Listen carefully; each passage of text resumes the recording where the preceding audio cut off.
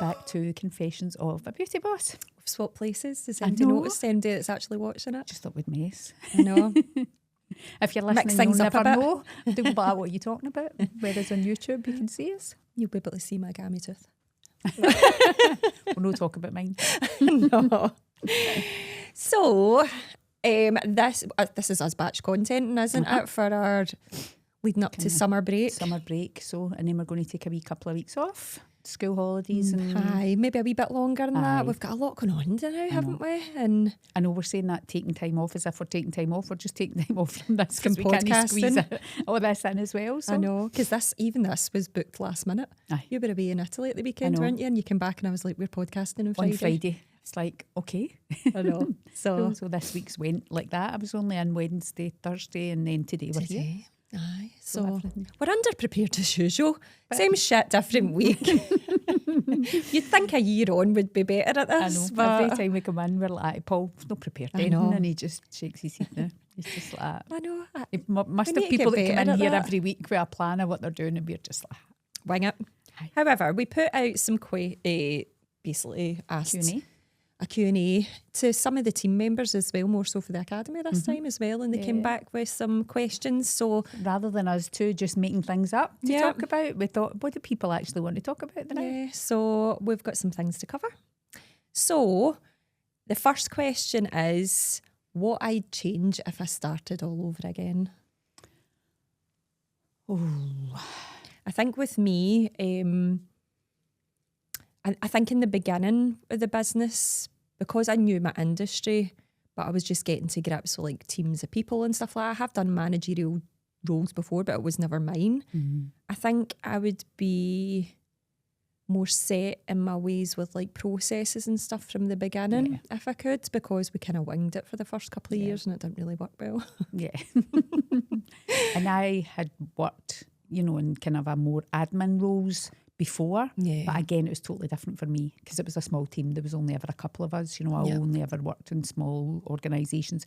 And before that, I was in retail where there was so many processes because it was massive, big companies. It was big stores, like chains of stores. So there was processes for everything Already in place, because already there. usually with big brands like that, They have to. regardless of what store you go in, it's always the and same all the same protocols. procedures and stuff. Oh, So- my mic. Which is easier said than done, isn't it? Like, Yeah. that's all what ifs. At the beginning, you're just so busy Who does focusing do it in the on beginning? getting staff, Getting your people in the door to make premises, money. finding customers. Your priorities are totally different at the Yeah. beginning to what they are now. We're still tweaking all the Yeah. time and learning from other things like the Absolutely. leadership and management course recently. Yes. Well So done, many. Kate passed. Well done, Catherine. See, if I hadn't passed, I would have been so. I would have called her I out. know you would have on here. You'd have like that. But even on that, I learned loads of great wee tips from the course pack. Of how I can tweak things that we've been currently doing Yeah. to make them better. Do you know, on a side note to that, I spent a year creating that, amongst doing obviously my own job and stuff as well, but it was a real passion project. And see, when you're creating something like that, especially for education, you have so much self-doubt. Yeah. And it's like, is this going to be robust enough? Is it going to be received well? Am I covering the right topics? And we got such a beautiful testimonial off of Niall, who's the general manager of Lochline Career Hotel. And it just reinforces that you're on the right track and that all that time and energy spent on it was worthy. Yeah. And Because you did have so much self-doubt. You're like, are spa managers, do they know all this stuff? Are we going to give them this? And they're going to look at it and go, for God's sake, Yeah, that's we the know this basics. This is already. an idiot's guide sort of thing.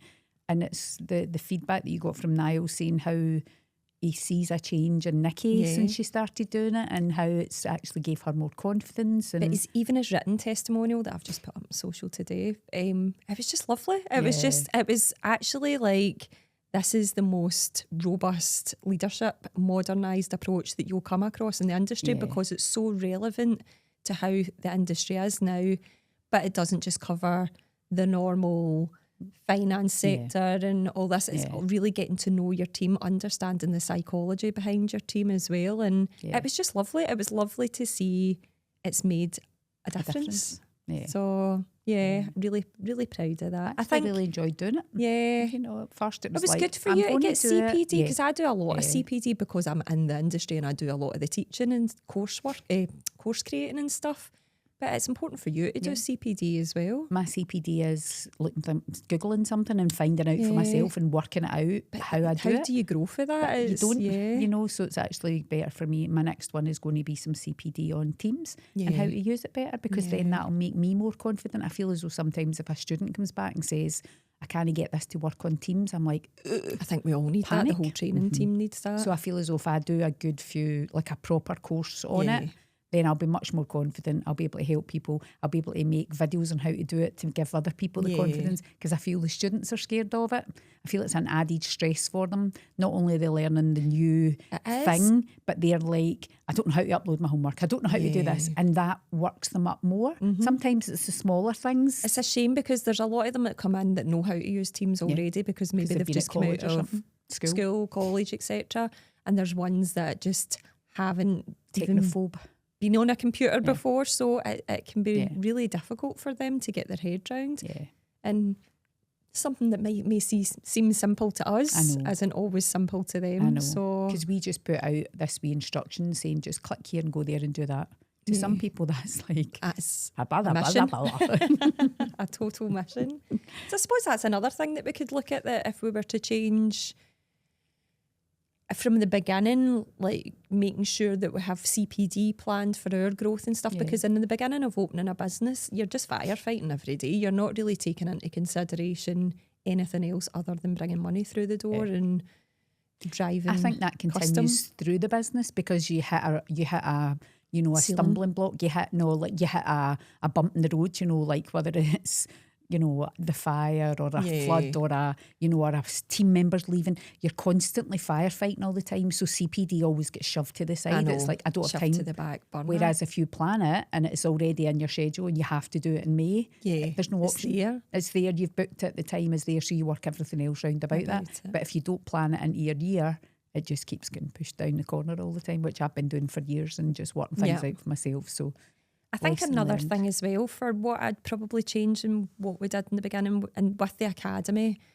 we were so desperate, weren't we, for like partnerships with spas and stuff like that.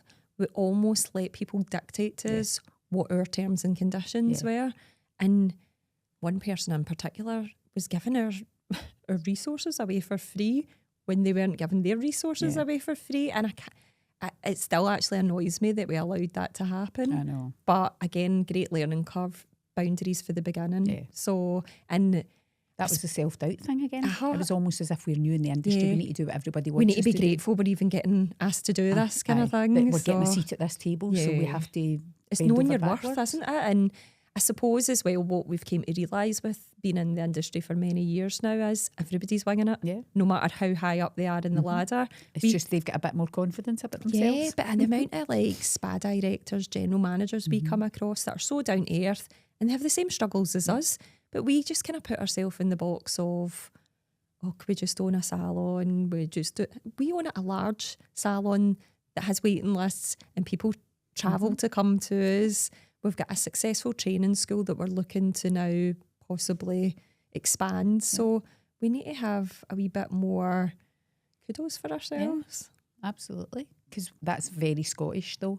We don't blow our own trumpet. We don't pat ourselves in the back. We're always like kind of diminishing, because other than that you're seen as cocky, confident, arrogant, a bit up yourself. So we always kind of tone it down. Or is that the way we feel we'll get looked at? Yeah. Whereas like we see people and we're like, God, they're really confident, they're really secure in themselves, their role, etc. So, and there is a balancing point where it goes the other way, but I don't think we would ever be like that. You know that. No, we would ground each other. Aye, right back in your box, sure. Camden.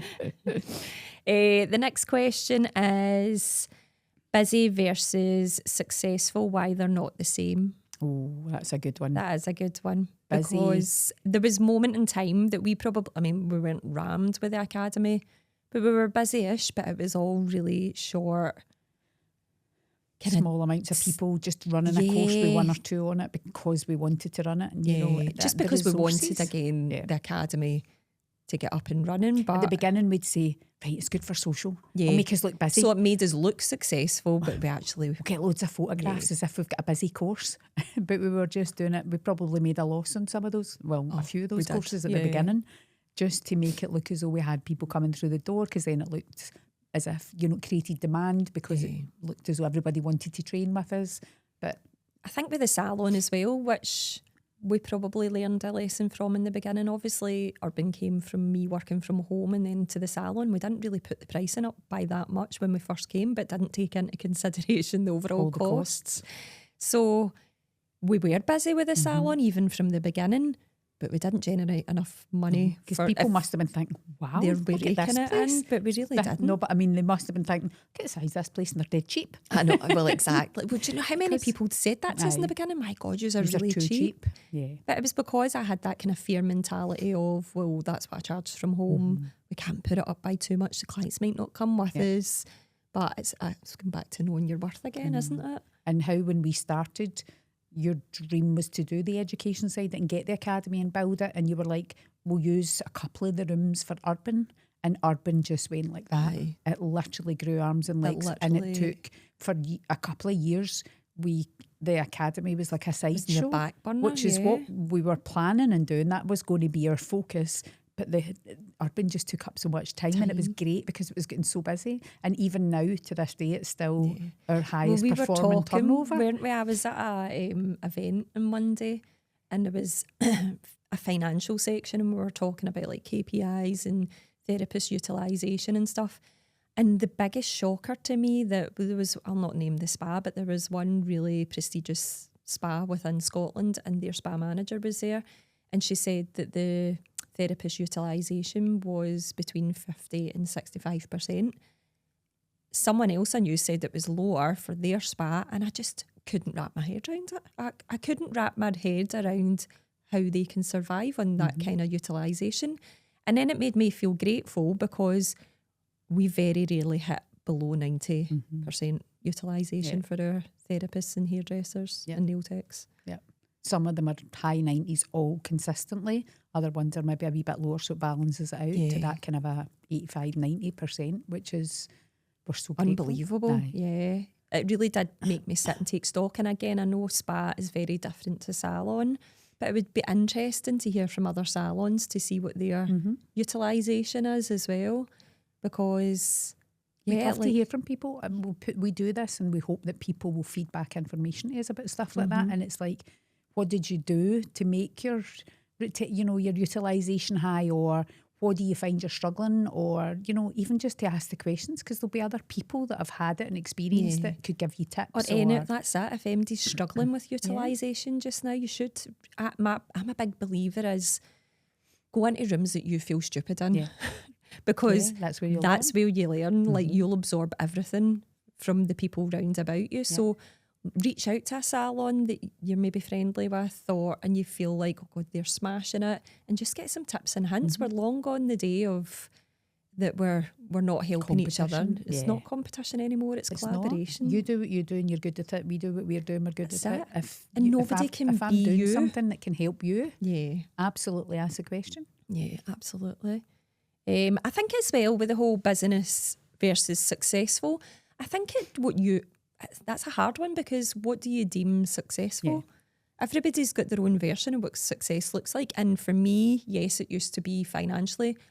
Don't get me wrong, still so important. It's very important.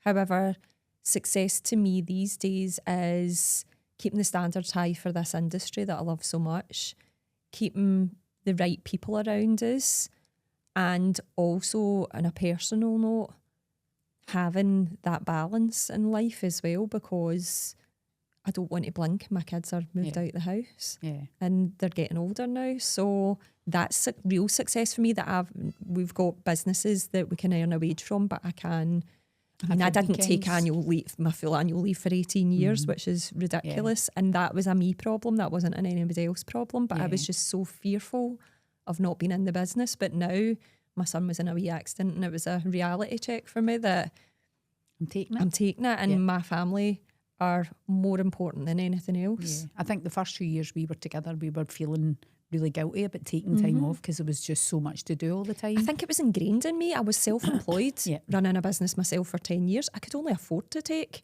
Whereas I was the 2 opposite. weeks off a year. So I was the opposite. I was always paid for my holidays. I always get like 30 odd days a year. So to me, it was just like bank holidays, I'm off. Yeah. Weekends, I'm off. Christmas, I'm off for 2 weeks. But then you were in a different field as well. Different field altogether where that was the norm. It's not the norm in the beauty industry. So that took me a wee while. It was like guilt almost if I was going to take 2 weeks holiday or whatever. I was like, because you were so the opposite. You were like, nah, I don't take holidays. And I was like, I do. I do. And my husband gets loads of holidays. Oh like, God, he gets like so the most holidays I've ever heard in my life. He's like, I'm no having holidays because you can't take a day off. And I was like, it was causing all this kind of, I was like, oh my God, the guilt.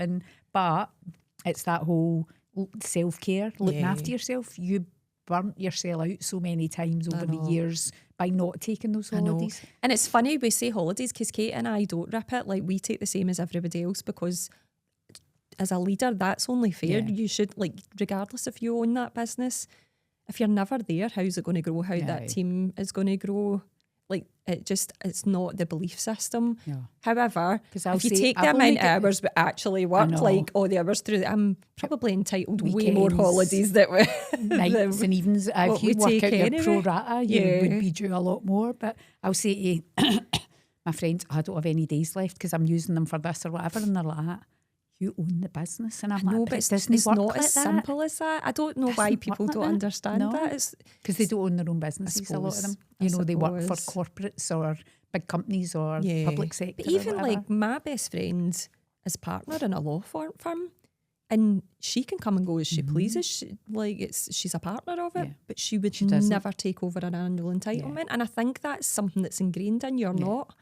And she takes her annual entitlement, but she would never rip it and take over it. So I think it's all about how you see the business. I mean, if we took more than our fair share, we'd never be there. No. And how we weren't going to progress those businesses. Let's realistically talk about that, you know. And it's not fair on the staff either, It's not. No. You're away 6 weeks of the year. And swanning round the world and they're like, no, can't afford to go on holiday or I don't want to take days. I've not got enough days to go like during the summer holidays with our kids. You don't want them resenting you because you're constantly like that. Bye. No, I think it's different people's belief systems, isn't it, and how it works. How does your mindset affect your income? Massively. Yes. When we've had poor mindsets, our finances have plummeted. Yeah. We have to be that whole belief of abundance. You know, you generate more by spending more and being grateful for the bills that you pay because you've got the money to pay them. Well, even yesterday, this was a tight month for us. And even yesterday, you had a moment of, and I'm like, it's fine, we've got money coming in. And that's not usually me that's sat. But I actually did, I never even said to you, I did Francesca Ambard, name drop again, did a money workshop thing the other night there that I joined. And it definitely made a difference as well with me. It was a couple of hours and it's all stuff she's been through before anyway, but it was basically how she manifested her £1 million house while having a house and a flat kind of thing as a single parent. But it just reinforced everything again of you can't, regardless whether it's money or anything, you can't live from a fearful place because when you live in that place, all bad things will start coming towards you. Yeah.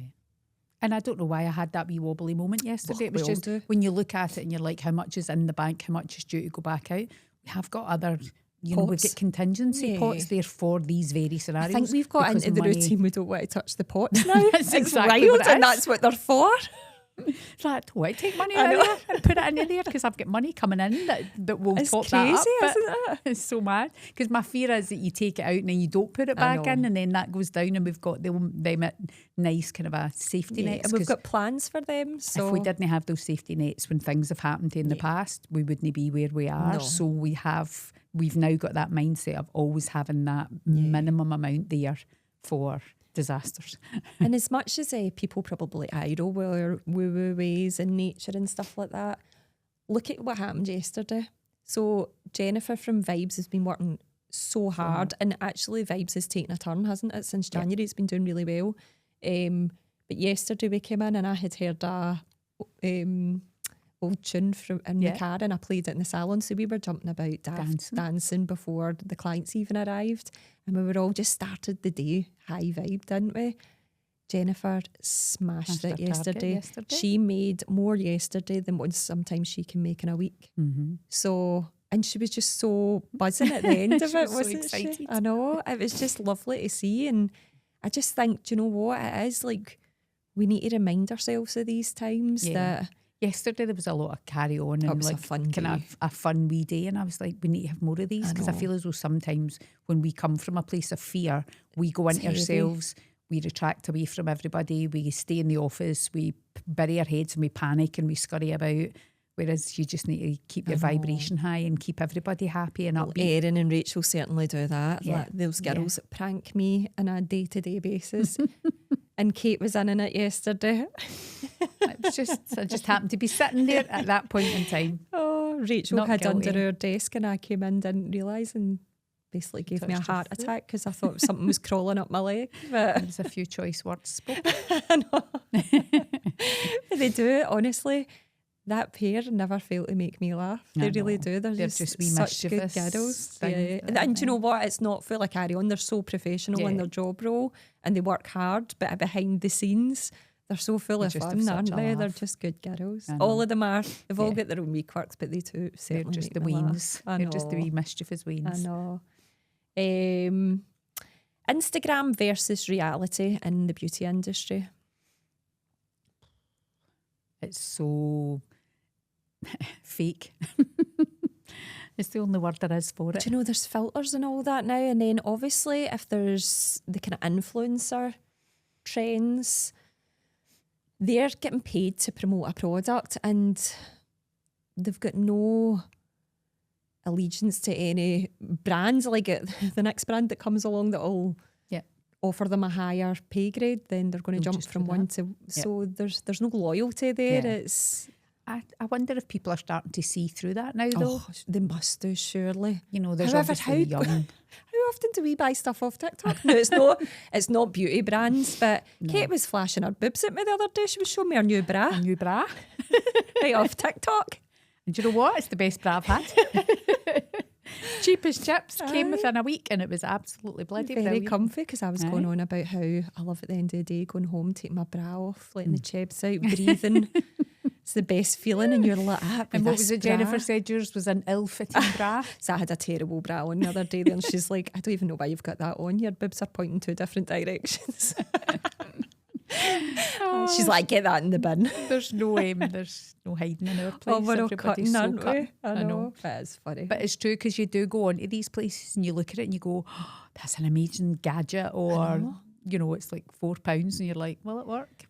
I'll buy it anyway. 'cause it's TikTok's only the £4. worst for me, I think honestly. things like that are like, okay, it's only a couple of pounds. I know. And then I know. get it and I'm like, oh dear Lord. I got great socks off TikTok. Aye, Like fluffy ones at Christmas time. I love fluffy socks at Christmas I've bought time. loads of wee things recently actually, and they've been really good. I can't actually say that any of them have been. But I would never buy beauty brands. No. But I think that's because I'm in the industry and I know too much about ingredients and Well, stuff. you've said that even about some big brands that bring out something, you know, like a new gun or a pen or a whatever, and you're like, logically that doesn't make sense. Yeah. What they're saying that's going to do, your body can't, you know, they can't actually they do can't that. actually do that. It won't work no matter how good the gadget is. That physically can't happen. But that's because of my years of education and knowing the beauty industry. So I could imagine I'll someone come in and say seeing to you, that. I know. look at this. You're like, oh, the rubbish. I know. Are you buying off TikTok again? Aye, definitely. I need to be reined in. But you've had some good outfits actually as well. Said Mind to you your something wee the other Aladdin day. one. Aye. Aladdin. But it was I cute. nearly wore that today, actually. My wee floaty trousers and that wee top. That was like £12.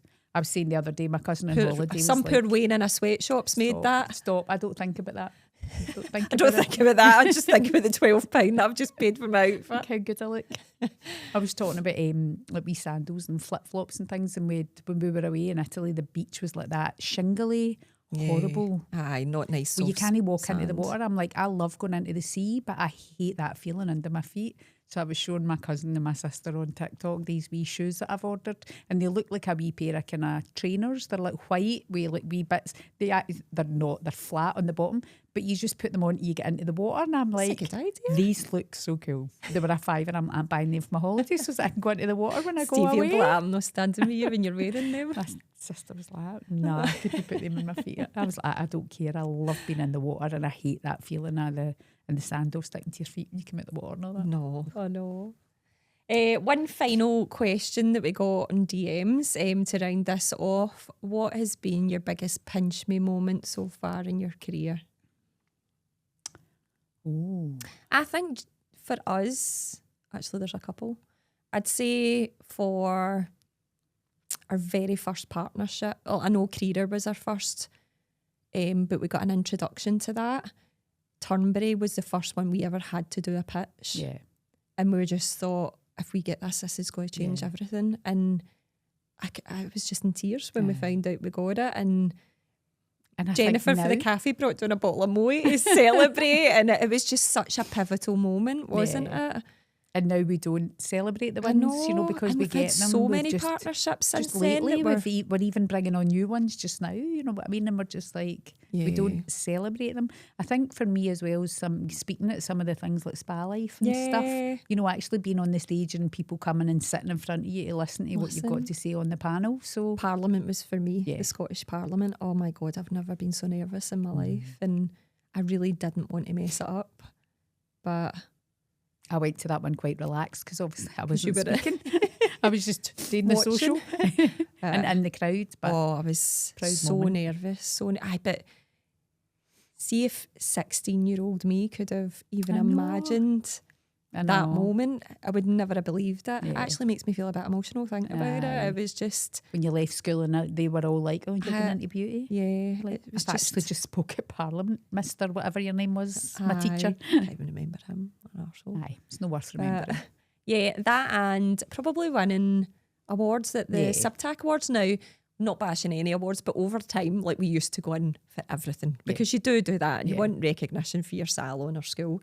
But then we soon came to realise who was just basically handing out awards for paying for a table and not in merit. And we just ended up reevaluating what the important ones were and what really was. That's it. Yeah, and people good, going in good for fit other, for us. People going in for other awards. That's their field or whatever, and they're well deserved or whatever. We're not bashing other ones. Just for us personally, it just wasn't the right alignment. No. So we only really won for the Subtac Awards now, and to win, especially the very first time, because you were on holiday, my husband was with me, and you were online, you were on the phone to me. We were FaceTiming. I missed the photos at the end because I was too busy screaming down the phone to you with the video calling you while you were eating a burger. I was sitting in Gran Canaria because it was just they announced the day after I'd booked my holiday, and I was like, oh no, but I don't know if in my head I was thinking it's our first year. How many had we been for? And not the Subtac ones, but how many had we been for before them? We had just not won it, and it just felt like disappointment after disappointment. And then so when you phoned me that night, so we were up for a couple of things, and the first ones were getting shouted out and we never made it, and Craig was just like, oh, never mind, because he's like, in his head he's like, you're never going to get the School of the Year because it's a global it's the biggest award. One really, isn't it? And then when they shouted the Academy, I was just like, what? Is there a different Academy here? What a shame. Oh yeah, that was a real pivotal moment as well. You think any won of it 3 years in a row? 3 years in a row, made the Hall of Fame, not allowed to enter again until next year, I think, or the year after. We don't know yet. We're still waiting on Subtac. As I say, probably the ones like being on stage at events, you know, events that we went along to just as, you know, like looking round and scared and not knowing anybody. So then to actually be up there and be chatting. I mean, I only presented the questions, you had to actually answer them, but it was just like to be up there together. It was a wee moment. It was nice. There'll be more to come. We did that one with Hangover as well. Oh my God, that was wild the night before. Can't even disclose how wild it was. What went on the night before. And I had a watery mouth and the shakes up on stage. It wasn't pleasant. I had to put my questions on my knee because my hands were shaking so much. I had to put it down and read it from my knee. Oh God, I'm saying never again, but we're always with Leslie and she's... Yeah, next Friday night She will be leads messy. us into these scenarios. She's full of the fun. Yes, so great questions, but maybe these are some questions you can ask yourself and Yeah. have a wee bit of Yeah. reflection and celebrate some moments of turning points for I know. yourself. You need to celebrate your wins. We don't do it often enough. No. So, if you've enjoyed this episode, please follow, like, and subscribe, and we will see you next time on Confessions of a Beauty Boss. Tell me what it takes to get you feeling alive.